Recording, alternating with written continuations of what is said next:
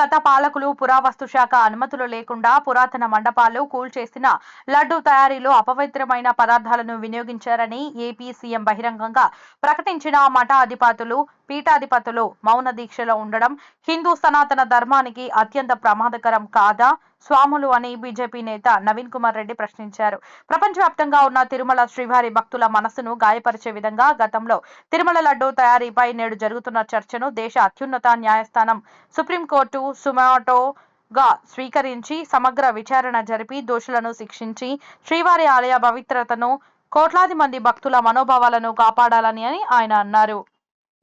కలియుగ ప్రత్యక్ష దైవమైన తిరుమల శ్రీవారిని దర్శించుకున్న తర్వాత ప్రతి భక్తుడు కూడా స్వామివారి లడ్డుని పరమ పవిత్రంగా భావిస్తారండి. అలాంటి లడ్డూలో వాడే ముడి సరుకుల్లో కానీ నెయ్యిలో కానీ నాణ్యత లేదని చెప్పి గతంలో ఉన్నటువంటి వైఎస్ఆర్ కాంగ్రెస్ పార్టీ నాయకులు ఎవరైతే ధర్మకర్తల మండలిలో ఉన్నారో వాళ్ళకి అప్పుడు డెప్యుటేషన్ మీద వచ్చినటువంటి అధికారులకి మేము పదే పదే శ్రీవారి భక్తులుగా స్థానికులుగా చెప్తే మా మీద అక్రమ కేసులు పెట్టారు.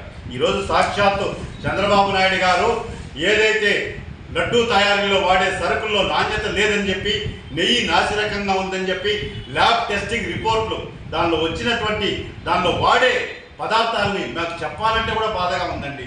అలాంటి నెయ్యితో మీరు లడ్డు తయారు చేశారంటే ఎంత అపచారం అండి. నేను ఒకటే అడుగుతున్న శ్రీవారి భక్తులుగా, ఈరోజు భారతదేశంలో ఉన్నటువంటి మఠాధిపతులు పీఠాధిపతులు అయ్యా ఎందుకు మౌనంగా ఉన్నారు? ఈరోజు మీ ఆస్తులు మీ మఠాలు కాపాడుకునే దానికే హిందూ సనాతన ధర్మాన్ని తాకట్టు పెట్టేస్తారా? ఈరోజు తిరుమల ఆలయ పవిత్రంగా భావించే భక్తులు భావించే లడ్డూలో నాణ్యత లేదని చెప్పి సాక్షాత్తు ఒక రాష్ట్ర ముఖ్యమంత్రి దానిలో వాడే ముడి సరుకుల గురించి దానిలో వాడే నెయ్యి గురించి మాట్లాడుతూ ఉంటే ఒక్క మఠాధిపతి కానీ ఒక్క పీఠాధిపతి కానీ అసలు సమాధానమే చెప్పకుండా మౌనంగా ఉన్నారు అంటే హిందూ సనాతన ధర్మాన్ని ఏ విధంగా కాపాడుతున్నారా అని మాకు సామాన్య భక్తులకి, నేను చిన్నవాడిని, అనుమానాలు కలుగుతున్నాయి. స్వామీజీలు దయచేసి మౌనం వీడండి. ఈరోజు లడ్డు మీద దేశవ్యాప్తంగా ప్రపంచవ్యాప్తంగా పెద్ద చర్చ జరుగుతోంది. హిందువుల మనోభావాలు గాయపడ్డాయి. స్వామివారి లడ్డూలో ఇలాంటి నెయ్యి వాడారా అని చెప్పి మదన పడిపోతున్నారు. కానీ మఠాధిపతులు మాత్రం మౌనంగా ఉంటున్నారు. ఎందుకు మౌనంగా ఉంటున్నారు? ఈరోజు తిరుమల కొండపైన అనేక మఠాలు ఉన్నాయి, చరిత్ర కలిగినటువంటి మఠాలు ఉన్నాయి. వాళ్ళు కూడా మౌనంగా ఉన్నారు. పెద్ద చీయర్లు చిన్న చీయర్లు ఉన్నారు. ఎందుకు మౌనంగా ఉన్నారు? ఈరోజు తిరుమల కొండ మీద అధికారులు వచ్చారు, కొత్త ప్రభుత్వం వచ్చింది, ఎన్డీఏ కూటమి ప్రక్షాళన ప్రారంభమైంది.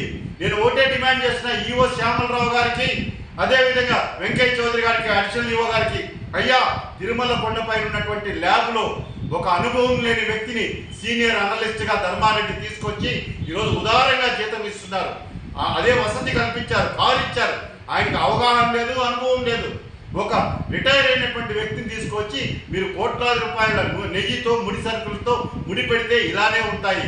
ఇప్పటికైనా ఆ శ్రీనివాస్ అనే ఒక అనలిస్ట్ని, రిటైర్ అయిన వ్యక్తిని సాగనంపి ఎవరైతే అపార అనుభవం కలిగినటువంటి వ్యక్తిని సీనియర్ అనలిస్ట్గా ఈరోజు కొండపైన ల్యాబ్లో పెట్టండి.